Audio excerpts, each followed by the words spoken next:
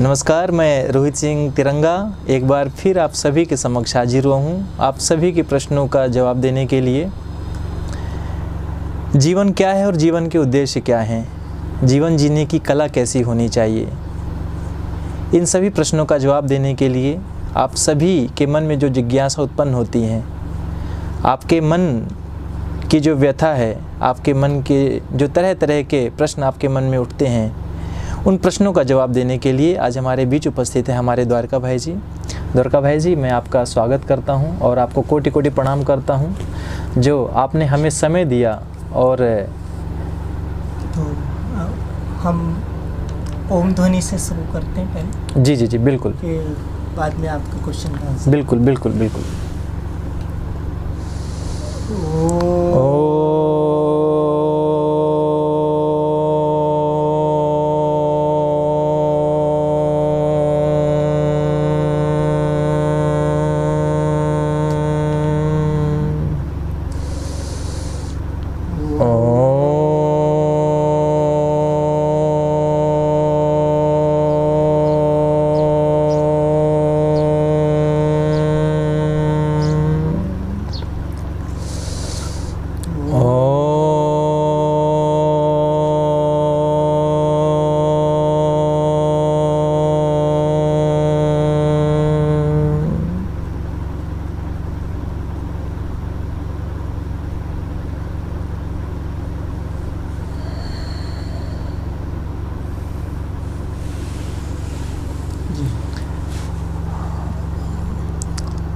जैसा कि आपने ओम का उच्चारण किया, मेरा एक छोटा सा प्रश्न कह लीजिए या जिज्ञासा कह लीजिए मेरे मन की।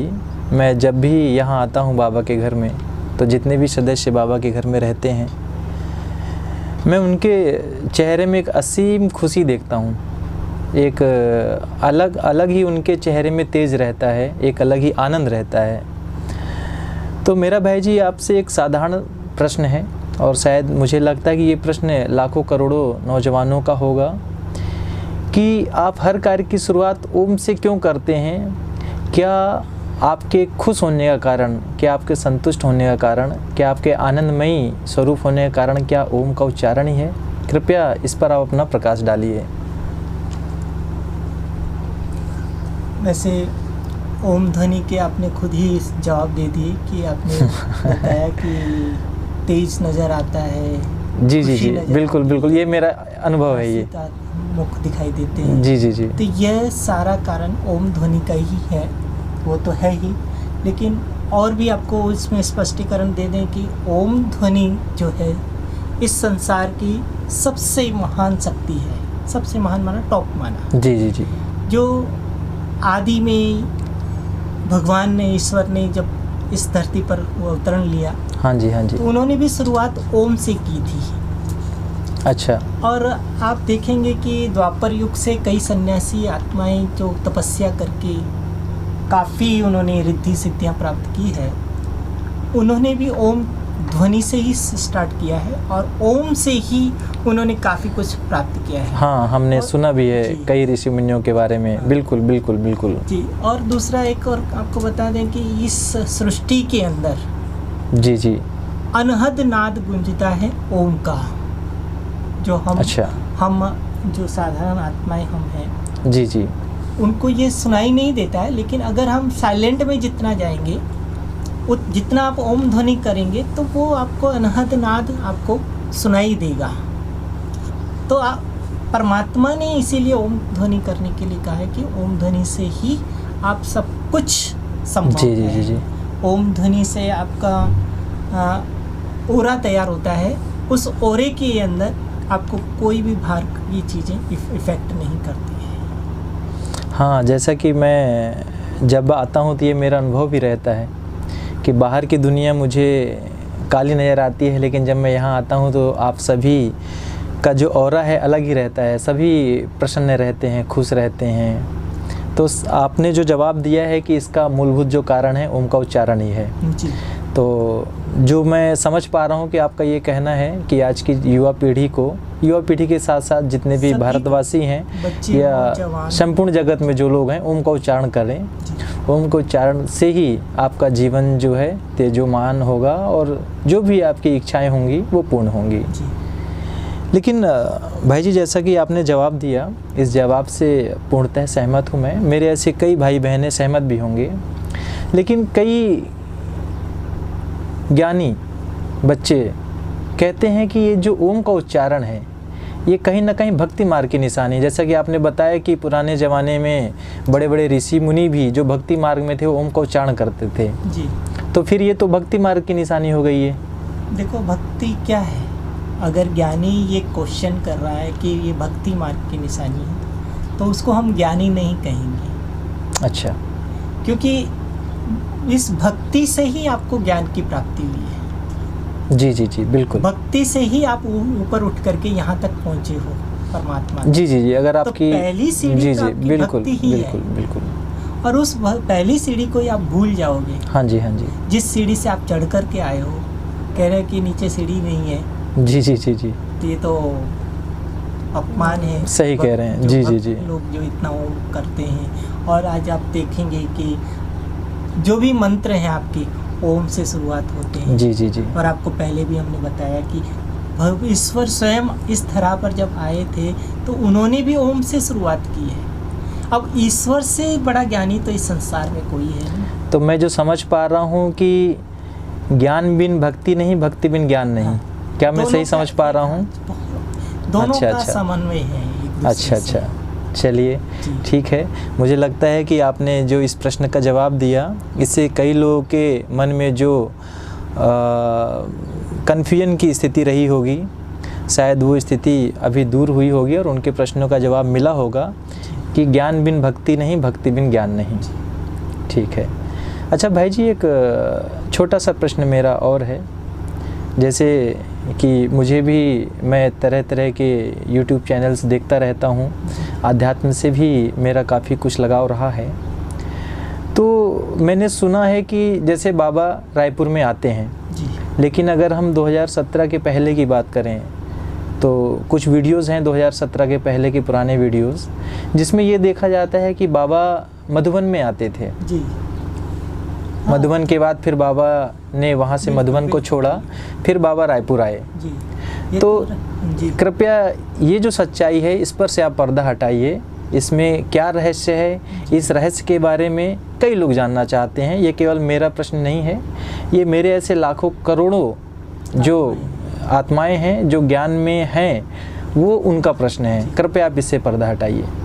तो देखिए 2017 तक मधुबन में बाबा आते थे, और ये राइट बात है क्योंकि हम भी वहाँ 25 साल रहे हैं। अच्छा। और वहीं हम बाबा मिलन करते थे। अच्छा जी। तो हम अच्छी तरह से ये जानते हैं कि बाबा वहाँ आते थे। परंतु ये तीसरा रथ लेने का कारण एक अलग ही था। जी जी जी जी कि एक तो जो पहले गुलजार दादी में बाबा आते थे, जी जी जी, उनका स्वास्थ्य ठीक नहीं था, उनके द्वारा वो कार्य नहीं हो पाया जी जी जी, पाता था। उस एक तो वो भी कारण है। हाँ जी हाँ जी। और दूसरा एक और कारण था कि ईश्वर का जो कार्य अधूरा रह गया है।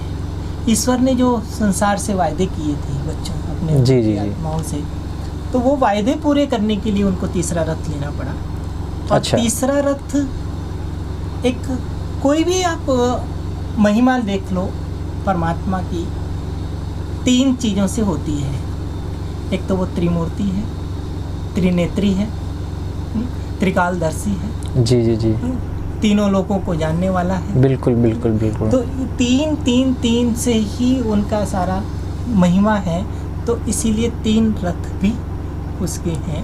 और बिल्कुल। 2 रथ उनके जो है प्रत्यक्ष हैं और 1 रथ गुप्त है। जैसे 2 नेत्र स्थूल हैं, जी जी जी, एक तीसरा नेत्र जो है वो सूक्ष्म है, वो दिखाई नहीं देता है। उसी प्रकार ये तीसरा रथ परमात्मा ने लिया है। तो जैसे एक प्रश्न मेरे मन में और उठा, मैंने देखा है कई लोगों के माध्यम से मैंने सुना है कि मधुबन जो है महलों जैसा है। बाबा ने मधुबन में जो है यज्ञ रचा जी।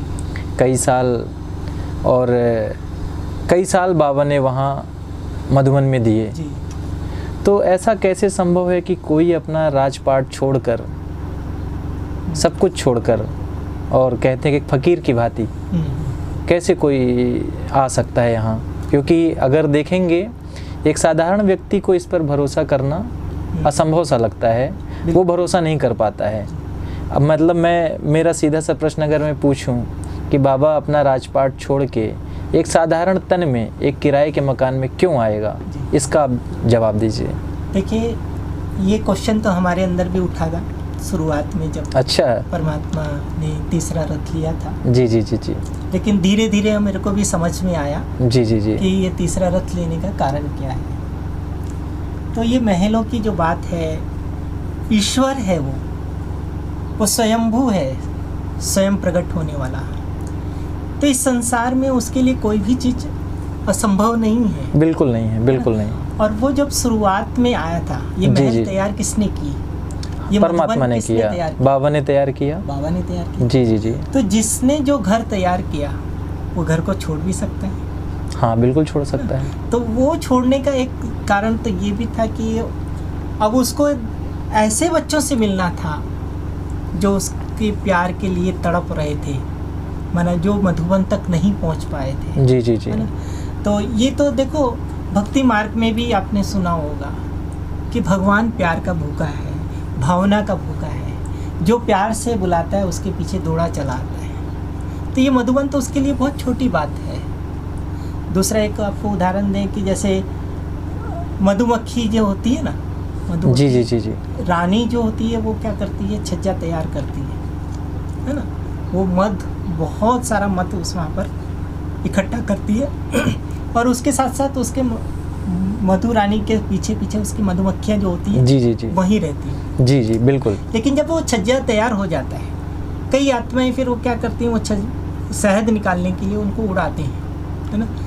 तो जब वो देखती है कि यहाँ सब शहद के लिए तरस रहे हैं, तो वो क्या करती है? दूसरी जगह अपना छत्ता बना लेती है। दूसरी जगह अपना छत्ता। जी जी जी जी, बिल्कुल बिल्कुल और बिल्कुल। वो रानी, जब मधुमक्खी रानी जो है दूसरे छत्ता बनाने के लिए निकलती है, तो वो जो उसके पीछे पीछे जो रानियाँ होती है, जो उसके पीछे पीछे जो मधुमक्खियाँ होती हैं, वो भी उसके पीछे पीछे चल देती है ना। तो एक मधुमक्खी जो है एक छज्जा छोड़ करके दूसरा छत्ता तैयार करने के लिए निकल पड़ती है। तो ये तो ईश्वर है, ये तो परमात्मा है। इसने भी क्या किया? इसने भी क्या किया? एक मधुमक्खी का छत्ता तैयार किया। जी जी जी जी। और वहाँ के लोग, माना अब ये नहीं कहना चाहिए कि वो मधु के पीछे ही इतने दीवाने हो गए कि ईश्वर का रूप दिखाई नहीं देने लगा। तो वो छत्ता छोड़ करके परमात्मा ने यहाँ तीसरा रथ लेकर के यहाँ आते हैं। अच्छा जी, ये जो आपने अभी जो जवाब दिया, बहुत ही सुंदर जवाब दिया। लेकिन भाई जी एक बात बताइए, ये मेरे साथ साथ, मैं तो बहुत ज्ञान में मुझे समय ज़्यादा हुआ नहीं है, लेकिन कई बच्चे हैं जो कि 20 साल से 30 साल से और इससे भी पुराने बच्चे हैं जिनके मन में जिज्ञासाएं उठती रहती हैं समय समय पे। तो कई बच्चे ये भी कहते हैं कि ऐसा संभव इसलिए नहीं है कि हम 30 साल से ज्ञान में चल रहे हैं, ऐसा संभव इसलिए भी नहीं कि हम 20 साल से ज्ञान में चल रहे हैं। बाबा, हम ज्ञानी बच्चों को छोड़ के उन बच्चों के पास कैसे जा सकता है जिसको अभी ABCD भी नहीं आती, जो कि ज्ञान के मामले में अनपढ़ है, जिसको कुछ आता ही नहीं है। तो ऐसे बच्चों के पास बाबा क्यों जाएगा हम ज्ञानी बच्चों को छोड़ के? क्या ये संभव है? क्योंकि इसे दुनिया नकारती है।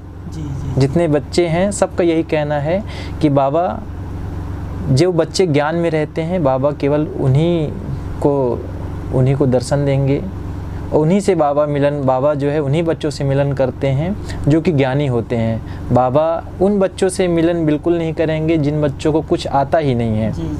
तो क्या आप उन बच्चों की जिज्ञासाओं को दूर कर पाएंगे जिनके मन में ये प्रश्न है? जरूर कर पाएंगे। जी जी, बताइए। ईश्वर जो है ये नहीं देखता है कि आप ज्ञान में कितने साल से चल रहे हैं। ईश्वर उसके प्यार को देखता है कि वो मेरे को प्यार से कितना याद कर रहा है ना। और एक चीज़, दूसरा एक चीज़ है ना कि भाई, जब आपके घर में आपका घर भरपूर है और दूसरे का घर खाली है, दूसरा प्यासा बैठा हुआ है, जी जी जी, तो जैसे पानी जो है प्यासे को पिलाया जाता है, बिल्कुल बिल्कुल। है ना। तो परमात्मा भी एक जानी जाननहार है, एक त्रिकालदर्शी है, वो सब कुछ जानता है कि किसको प्यास लगी है ना। और वो सबका भगवान है ना। बिल्कुल बिल्कुल, सभी का है। ये तो है नहीं कि उसने जो साम्राज्य तैयार किया, जिनको ज्ञान दिया, उन्हीं के लिए परमात्मा है। बिल्कुल सही कह रहे हैं। उसके लिए तो सारा संसार उसके बच्चे हैं, उसके लिए मस्जिद भी उसकी है। हाँ जी हाँ जी हाँ मंदिर भी उसका है। जी जी। चर्च भी उसकी है। एक चर्च में बैठा हुआ कोई प्यार से पुकार रहा है तो क्या वो चर्च में नहीं जाएगा? वो ज्ञानी के पास ही बैठा रहेगा। हाँ, वो तो छोटे बच्चे के पास भी जा सकता है। हाँ। और ये एक भक्ति मार्ग में भी आपने उदाहरण तो सुना होगा कि उद्धव जो था वो बहुत बड़ा ज्ञानी था। वो भी यही कहता था कि भगवान केवल मुझे प्यार करेंगे। प्यार करेगा। जी जी जी जी जी, है ना। तो उसका भी अहंकार तोड़ने के लिए जब उसको वृंदावन में जाना था तो वृंदावन में क्या देखा उसने? श्री कृष्ण जो है गोपियों के साथ बिल्कुल बिल्कुल, जी जी जी जी, और दोनों बहुत मगन अवस्था में थे। जी जी जी जी। तो जब उसने ये देखा तो उन्होंने भी यही सवाल किया कि मैं इतना ज्ञानी होकर के आप इनके पास क्यों हैं? तो उन्होंने यही जवाब दिया कि ईश्वर जो है उसको प्यार की रस्सी से मान सकते हैं, ज्ञान की रस्सी से नहीं। बहुत सुंदर जवाब दिया आपने भाई जी। और आपने, मुझे लगता है, जो मैं समझ पा रहा हूँ कि आपने ये बताया कि ज्ञान से भी ऊपर बाबा ने जो है प्रेम को रखा है। जिस तरह कृष्ण जो है गोपियों के प्रेम में बंधे हुए थे, उनको किसी सन्यासी ने नहीं बांध पाया। और जैसा कि आपने नाम लिया, भक्ति मार्ग में भी जो उद्धव थे वो ब्रह्म ऋषि उनको कहा जाता था, लेकिन वो भी उन्हें अपने ज्ञान से नहीं बांध पाए।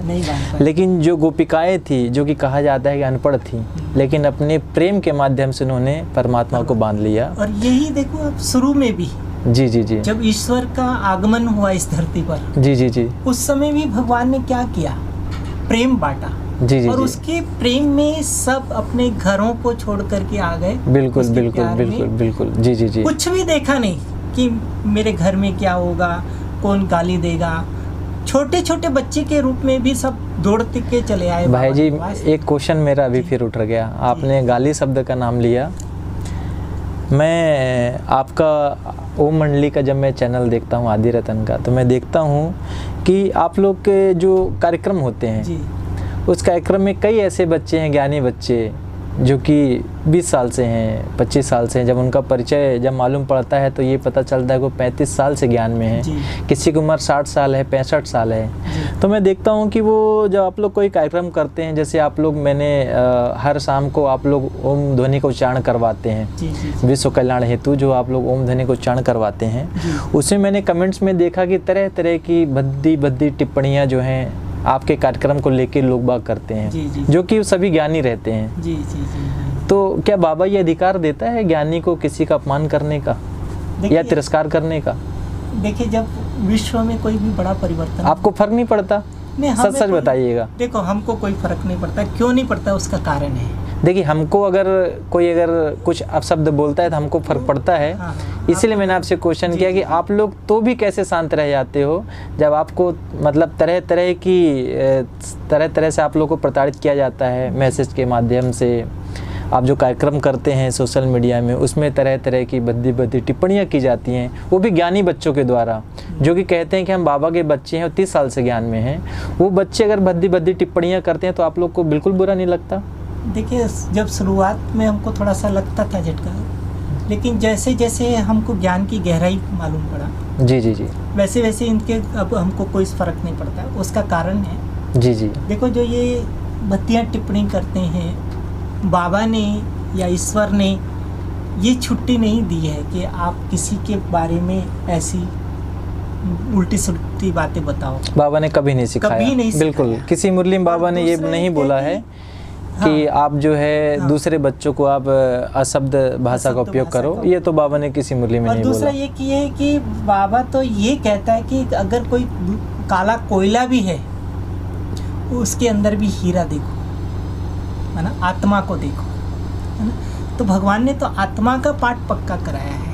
और दूसरा एक ड्रामा का रहस्य भगवान ने बताया है कि जो ड्रामा के रहस्य को जानता है, ड्रामा के राज को जानता है, वो कभी नाराज नहीं होता है और वो कभी ऐसी गालियाँ नहीं दे सकता है ना। तो ये जो गाली देने का है, ये हम उनको ज्ञानी समझते ही नहीं कि वो ज्ञानी है। अगर वो ऐसी अभद्र भाषा पेश कर रहे हैं तो ये तो बाबा का नाम बदनाम कर कहीं न कहीं बाबा का अपमान है। बाबा का अपमान है, जैसे बाबा ने ये जी जी जी शिक्षाएं दी बिल्कुल ही नहीं है। हम देखते हैं कि जैसे क्लास में बच्चा भी फेल होता है तो कहीं ना कहीं उसकी जवाबदारी टीचर की भी होती है। तो कहीं ना कहीं ये जो है देखा जाए तो कहीं ना कहीं ये बाबा को जो है ये बुरा बोलने का ये प्रयास करते हैं, जो मैं समझ पा रहा हूँ। हाँ, तो ये बाबा के बारे में ऐसे बोलना, जिस चीज़ को के बारे में आपको ज्ञान ही नहीं है, आपने जो उसको देखा ही नहीं है और उसके बारे में गलत क्यों बोल सकते हो। बिल्कुल बिल्कुल, तो उसको हम ज्ञानी नहीं समझेंगे कि वो ज्ञान है उसके अंदर। ज्ञान बिल्कुल जीरो है, भले वो 30 साल से हो या 60 साल से हो, 50 साल से हो। देखो, आप कोई भी चीज़ का विरोध कब कर सकते हो? जब आप उसका छानबीन करो, जांच करो। जी जी जी जी। हाँ, कोई भी गलत चीज़ देख रहे हो यहाँ, तो आप छानबीन करके वो बोल सकते हो, टिप्पणी दे सकते हो। जी जी जी बिल्कुल। हम तो ये कहते हैं कि भाई सामने आकर के गाली दो। जी जी जी हाँ, पहले आप तथ्य को समझो, तथ्य को समझो। खैर ठीक है भाई जी। हाँ। हम तो प्रार्थना करते हैं कि ऐसे ज्ञानी बच्चे भी उनकी आत्मा को शांति मिले और वो जो है परमात्मा के कार्य को समझें। और लेकिन एक इस तरह की ये देना चाहूँगा जी जी जी कि जाने अनजाने में अपने पाप कर्मों को जमा न करें। जी जी अभी जी ये समय बहुत थोड़ा है, संगम युग का, जी जी जी हीरे तुल्य युग है। ये समय जो है स्वयं को आत्मसात करने का है और स्वयं के विकर्म विनाश करने का है, विकर्म बनाने का समय नहीं है। जी जी जी बिल्कुल। तो स्वयं के पुरुषार्थ में लगे। भले जिस उसको विश्वास नहीं है कि बाबा नहीं आ रहे हैं, तो भले नहीं मानो, लेकिन ये टिप्पणियां करके आप अपने सिर के बहुत अच्छी बात बोली आपने, बहुत अच्छी बात बोली आपने भाई जी, डालो, बहुत बढ़िया। क्योंकि इससे पाप आपका बढ़ेगा। जी जी जी और जैसे जैसे आपका पाप बढ़ेगा, उसको योग लगना भी खत्म हो जाएगा। मतलब इसलिए हम ये कहते हैं कि भले आप बाबा को नहीं मानो, हाँ आप मधुबन में बाबा मानते हो तो भले बाबा को मधुबन में मानिए, लेकिन मधुबन में भी बाबा ने जो डायरेक्शन दिए हैं उस पर आप चलिए, उसको अमल में लाइए। बहुत अच्छी बात, बहुत अच्छी बात आपने कही कि आप भले आप हमारे प्रति दुर्भावना रखिए, आप भले हमारे लिए अच्छी भावना मत रखिए, ठीक है, लेकिन आप कम से कम जो है आप बाबा के यज्ञ में बाधक मत बनिए। जी जी, मैं सही समझ पा रहा हूँ। हाँ, जी जी, लेकिन ये दुर्भावना भी रखना गलत है, ये बिल्कुल गलत है, बिल्कुल गलत है। दुर्भावना जो रखेगा वो कनेक्शन नहीं जोड़ पाएगा अपना। हम सब प्रार्थना करेंगे भाई जी कि ऐसे बच्चों को सद्बुद्धि आए। जी जी जी, और वो बाबा के सही ज्ञान को समझें। जी जी, हम तो अच्छा भाई जी, जैसा कि अभी आप जान रहे हैं, ये जो समय है बड़ा विनाशकारी समय है। अभी जैसा कि हमने संसार में हम देखते हैं कि कई आत्माओं ने शरीर छोड़ा है, कई आत्माओं ने। तो क्या इस महामारी में जो बाबा के बच्चे हैं, जैसे आप कहते हो कि ओम ध्वनि जो है, ओम ध्वनि से आपके हर कष्ट दूर होते हैं। यदि आप ओम ध्वनि करोगे तो आप में एक नई ऊर्जा का संचार होगा, आपके अंदर जो शरीर में जो व्याधि है वो दूर होगी। तो क्या इस महामारी में ये जो ओम ध्वनि है, क्या ये कवच का काम करती है? क्या बाबा के बच्चे सुरक्षित हैं इस महामारी में? बाबा के बच्चे, ये मैंने बहुत बड़ा सवाल किया है आपसे। बाबा के बच्चे छोड़ो, संसार के हर बच्चे को ये कवच का काम करेगा। अच्छा, बाबा के बच्चे तो हर आत्मा है। जी जी जी जी, जो भी संसार में, भले वो दूसरे धर्म की आत्माएं भी हैं, जी जी जी जी, वो भी अगर ओम ध्वनि करेंगे जी तो जी, भगवान उनकी भी रक्षा करेगा और ये कवच का काम अवश्य करेगा। और हमने तो ये प्रैक्टिकल यहाँ पर देख रहे हैं हम। जी जी, कईयों को यहाँ पर कईयों को इफेक्ट हुआ है कोरोना का, मेरे भी संज्ञान में आया है। जी जी जी, और जी जी जी, को परिवर्तन होते देखा है। एक दो बहनों ने तो यहाँ तक कह दिया कि आप बताओ मैं कब शरीर छोड़ूंगी। हाँ, आप शायद बात कर रहे हैं ये, हाँ, भिलाई की बहन है कोई। जी जी जी, बिल्कुल बिल्कुल तो बिल्कुल। वो तो ये कह रही थी फ़ोन करके कि भाई आप बताओ कि मैं कब शरीर छोड़ूंगी। जी जी जी, बिल्कुल बिल्कुल, मेरे संज्ञान में आया था। जी जी जी जी, तो उनको भी हमने ये कि सजेशन दिया था कि ओम ध्वनि कीजिए और जी। स्टीम लीजिए जी और मुरली पढ़िए। जी ये 3 चीज़ें उसको बताया था। चौथा, एक पानी को चार्ज करके पीजिए। जी। तो जो शरीर छोड़ने वाली और जो थी रेगुलर दवाई है वो लेते रहिए आप। जी। तो वो जो शरीर छोड़ने वाली थी वो आज एकदम तंदुरुस्त अच्छा। है। और इवन उसकी माता जी भी, अच्छा। वो भी जाने वाली थी। जी। यंग थी, लेकिन जो माता जी बुजुर्ग थी वो भी ठीक हो गई इस ओम ध्वनि से। तो ऐसे कई हमने देखे। और दूसरा, एक जैसे नींद नहीं आना, आज संसार में सबसे बड़ी बीमारी हो गई है नींद नहीं आना। जी तो बिल्कुल नींद भी इससे अच्छी से अच्छी आती है। इस तरह की दवाइयाँ आजकल दी जा रही है कि नींद की समस्या आ रही है लोगों को। और आपने ओम के बारे में बताया, मैं एक से बारे में साइंटिफिक भी इसका कारण बताना चाहूँगा। साइंस भी कहता है कि यदि आप ओम का उच्चारण सुबह शाम करते हैं तो आपका जो लंग्स है वो लंग्स आपका जो है बहुत अच्छी तरह से काम करता है, ऑक्सीजन लेवल बढ़ जाता है और अंदर जितने भी टॉक्सिन्स होते हैं वो जो है ऑटोमेटिकली जो है वो धीरे धीरे जो है वो शरीर से निकल जाते हैं। तो ये आपने ओम का बहुत अच्छा, आपने हम सभी को ओम का ज्ञान कराया, बहुत अच्छी जानकारी दी भाई जी आज आपने हम सबको। आज आपने हमें जीवन जीने के रहस्य के बारे में बताया। सबसे पहले आपने हमें ये बताया कि कोई भी कार्य हमें ओम से शुरुआत क्यों करना चाहिए, किसी भी कार्य की शुरुआत हमें ओम से क्यों करना चाहिए, आपने वो बताया। फिर आपने हमें ये बताया कि बाबा केवल जो है एक जगह में नहीं, बाबा सर्वज्ञ है, बाबा कहीं भी आ जा सकता है, पूरा संसार बाबा का है। तो आपने बहुत ही महत्वपूर्ण जानकारी हमें उपलब्ध कराई। तीसरी सबसे अच्छी जानकारी जो आपने हमें ये बताया, जो कि आज हम सब युवाओं के लिए एक प्रेरणा का काम करेगी कि स्थिति कैसी भी हो लेकिन आपके मन की स्थिति ख़राब नहीं होनी चाहिए। चाहे कोई ज्ञानी हो अज्ञानी हो, कोई यदि हमें गाली गलौज करे या अभद्र भाषा का उपयोग करे या कोई भी ऐसा कार्य हो रहा हो जो हमारे मन के मुताबिक ना हो, तो हमें अपने मन की स्थिति को ख़राब नहीं करना चाहिए। जो आत्मा का ओरिजिनल स्वरूप है, शांत स्वरूप है, हमें शांत स्वरूप में रहकर अपनी स्थिति को स्थिर रखना चाहिए। आपने उसके बारे में हमें जानकारी दिया। फिर उसके बाद आपने हमें बताया कि ज्ञान से बढ़कर प्रेम होता है और इस संसार को केवल प्रेम के माध्यम से ही जीता जा सकता है। और ये बात आपकी पूर्णतः सत्य है कि प्रेम जो है ज्ञान पर भारी पड़ता है, चाहे भक्ति मार्ग हो या ज्ञान मार्ग की हम बात करें, प्रेम हमेशा जो है ज्ञान पे भारी है। तो आज इस तरह के आपने लगभग कई प्रश्नों के जवाब दिए। इसी तरह से जो हमारे दर्शक हैं, आगे कई प्रकार के अगर आपके मन में आते हैं तो आप बिल्कुल हमसे प्रश्न पूछिएगा, उसका जवाब हम अपने द्वारिका भाई से हम ज़रूर उसका जवाब जानने का प्रयास करेंगे। आप सभी जो जहाँ बैठे हैं, आप सभी ओम का उच्चारण करिए। जैसा कि भाई जी ने बताया कि ओम के उच्चारण से पूरा जो आपके अंदर का कष्ट है वो समाप्त होता है। तो आप जहाँ हैं वहाँ रहते हुए आप ओम का उच्चारण करिए। आप बाबा के बच्चे हैं तो ओम का उच्चारण करिए। यदि आप बाबा के बच्चे नहीं भी हैं, ज्ञान में नहीं भी हैं, तो भी आप ओम का उच्चारण करिए, क्योंकि ओम न तो ज्ञानी का है न ज्ञानी का है, ओम संपूर्ण ब्रह्मांड का है। संपूर्ण ब्रह्मांड में ओम बसता है। तो आप ओम का उच्चारण करिए। यदि आप ओम का उच्चारण करेंगे तो आपके मन की व्याधि दूर होगी, आपका मन शांत रहेगा और जो आपकी आत्मा का जो ओरिजिनल स्वरूप है, शांत स्वरूप, आप उस शांत स्वरूप को पाएंगे। तो एक बार फिर से भाई जी आपका बहुत बहुत धन्यवाद जो आपने हमें समय दिया और जो भी हमारे मन के प्रश्न थे आपने उन प्रश्नों का बहुत ही अच्छे तरीके से आपने जवाब दिया। इसके लिए हम सब आपके आभारी हैं। धन्यवाद। ओम शांति।